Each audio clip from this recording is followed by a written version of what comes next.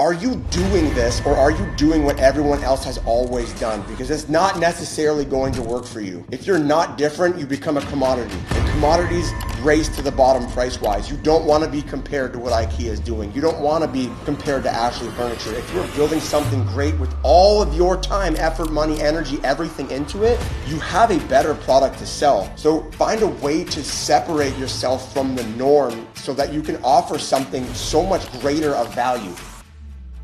How do we increase the value?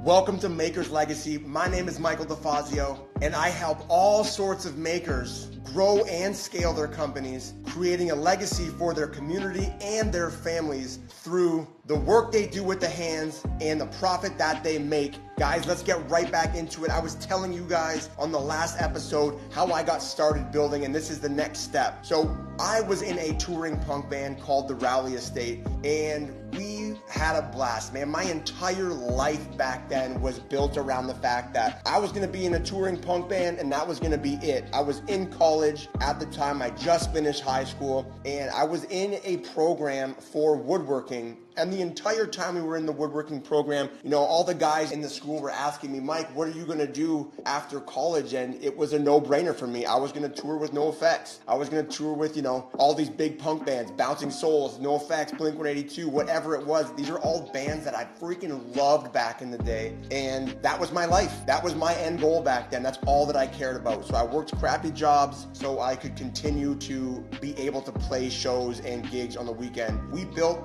crazy scenes. We had a lot of fun. We built the punk scene up in Windsor, and the two punk scenes in the Windsor area kind of merged into one, and we created a culture in Windsor that was insane. And these other punk bands that would come through Windsor would experience the love and the intensity that our area was able to provide for them. You know, we would have these punk bands come through on tour, and a lot of the times we would hear that the Windsor shows were the most impressive shows that they played because the punk scene was so amazing and everyone was so tight. Everyone loved each other, you know, everyone helped each other out. And I think that's kind of something that I took with me when I was starting to grow my company. So in this touring punk band, we had 2 albums. It's called the Rowley Estate. If you guys want to check it out, I'm sure I'm going to post it up in here at a certain point. But we were a skate punk band and we were going to make it, right? So we were touring, we had t-shirts, we had CDs, and I knew that the only way we were ever going to be able to continue to eat or even get to the next city,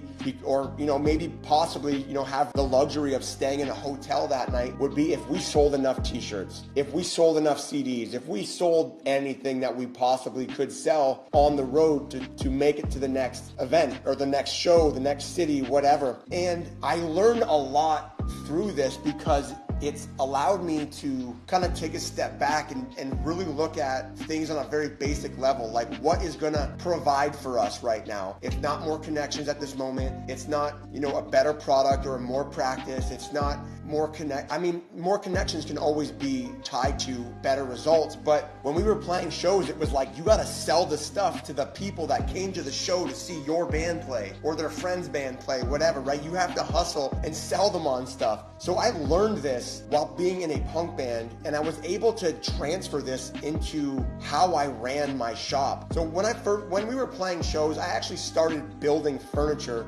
because we needed to get from point A to point B. I needed to save up money so we could go on tour, because you don't make money on tour, especially playing in a punk band. I mean, you can, and if you guys had the luxury of doing that, that's incredible. But for me, for the Rowley Estate, you know, we never had that luxury. You know, we slept in a van for 3 weeks straight. Like, we were touring all over the place, just recording, making friends, and having the best time of my entire life. But I did take one of the most important things with me, and that was learning how to sell, because it literally was the difference between having a place to stay, food to eat, and it actually provided us with the gas money to get to the next show in the next town, even if that was 5 or 6 hours away. So on the last tour that we had, we were down in Florida, and we actually made it. On the last tour that we did, we were down in Florida, driving over this massive bridge. I think it was St. Petersburg. And I remember thinking to myself, all I want to do is go home and make stuff. Because up until this point, I was making stuff so I could then go on tour. I needed that extra money. I needed the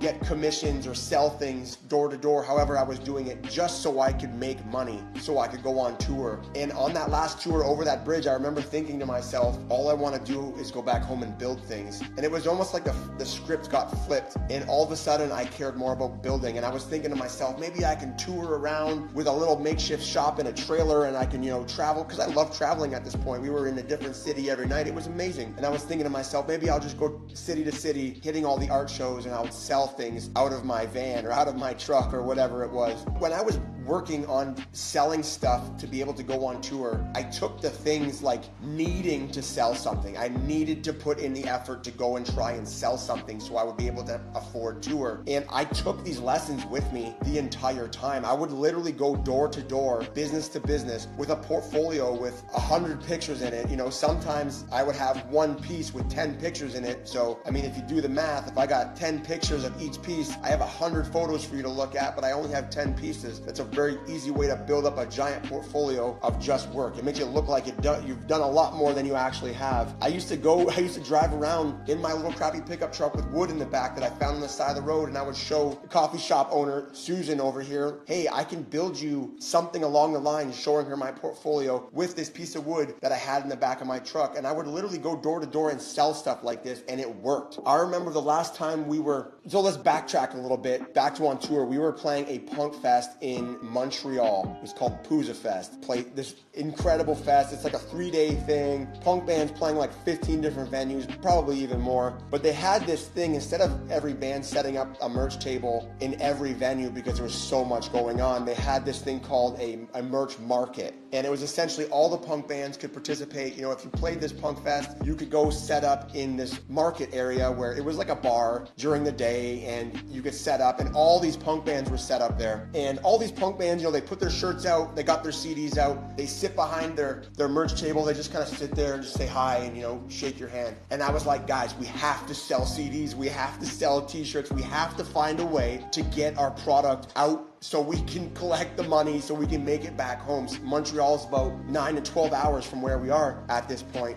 And this is when we realized we had to do something different, right? We had all these say there's like 15, 25 other punk bands that are doing exactly like I said, with hands crossed behind the table, just sitting there hoping that someone's gonna trade their money for their CDs. And we were like, no, we're going to Walmart, we're gonna buy a pair of headphones, we have a CD player, and when someone walks by, I'm gonna stick the headphones on their head, and I'm gonna play the new album that hasn't even released yet. We were selling old CDs with the new tracks on the CD that wasn't even released yet, but we were selling everything. We were like, hey, this is what we sound like. If you want to listen to music like this, here's a CD, here's a shirt. The shirt's $25, the CD's 10. If you want them both, I'll do it for $30 flat, or whatever, right? We were hustling is what I'm trying to say. We weren't just sitting there waiting for people to show up and buy our stuff. We were hustling. We were pushing and getting creative with the different ways that people could acquire our things. And this literally paid for us to get home. It paid for us to record the album. Like it gave us so much opportunity. And it's because we were thinking outside of the box, not doing what everyone else was doing. We were willing to do what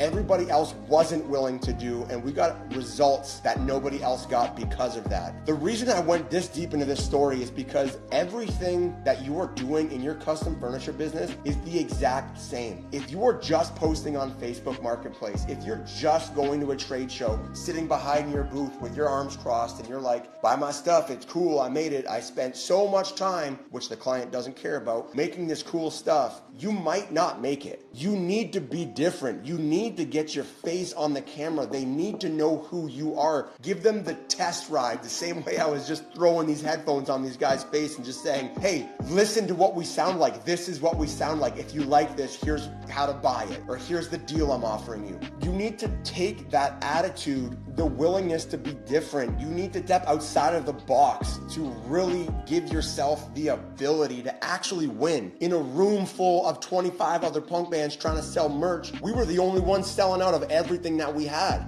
Granted, half my band was hungover from the night before, sitting with their arms across, behind the thing, but I was in front. I stood in front of my bench. I stood in front of our table, standing there, greeting them, offering free stickers, throwing the headsets on as the people walked by, and we won. I would think that was the best and coolest experience that we've ever had at a merch booth. And I just want you to take this story and see what kind of lesson you guys can apply to your own lives. Are you doing this, or are you doing what everyone else has always done? Because it's not necessarily going to work for you. If you're not different, you become a commodity, and commodities race to the bottom price-wise. You don't want to be compared to what IKEA is doing. You don't want to be compared to Ashley Furniture. If you're building something great with all of your time, effort, money, energy, everything into it, you have a better product to sell. So find a way to separate yourself from the norm so that you can offer something so much greater of value. How do we increase the value? We can't compete on price, so we have to compete on the experience that the client is getting, the quality that the client is getting,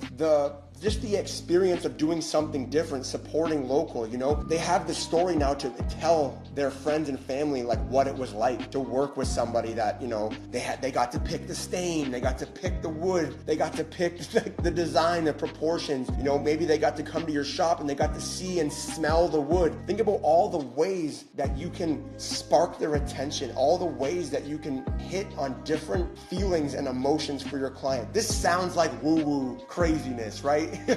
But guys, you need to understand that to be different, you're gonna have to do something different. So, you might even think of a way that I've never even thought of before, because you are different than me, and that would be fantastic. I would love to hear these different ways that you're doing things. So the lesson that I wanted to tell you today is to just be different. What can you do to separate you from everyone else on Marketplace? If you got a sea of 25 dudes selling a very similar dining room table on Marketplace, how can you be the one that stands out and the one that's going to offer the premium price and still get more clients? It's racing to the bottom will get you smoked, and you don't want to do that. You don't want to deal with that. You don't want to deal with the people that want the cheapest price. You want the people that are willing to pay the best price for the most value, and you got to do what you can to provide the most value with protecting your profit margin. Guys, I hope this story hits home for you. This is just my experience. I'm telling you guys a little bit about my story and the lessons I learned along the way. So I hope that something that I said resonating with you. I get it. You probably don't care about the punk band that I was in.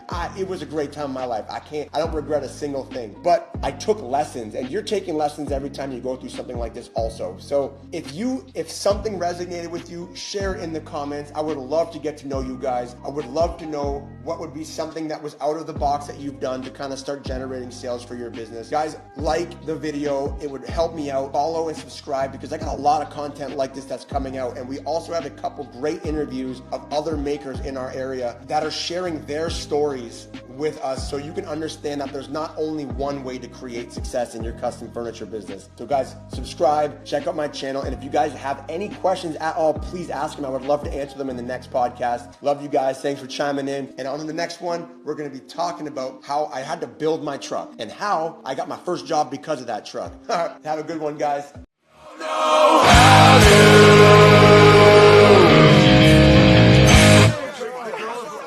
She starts yelling at me.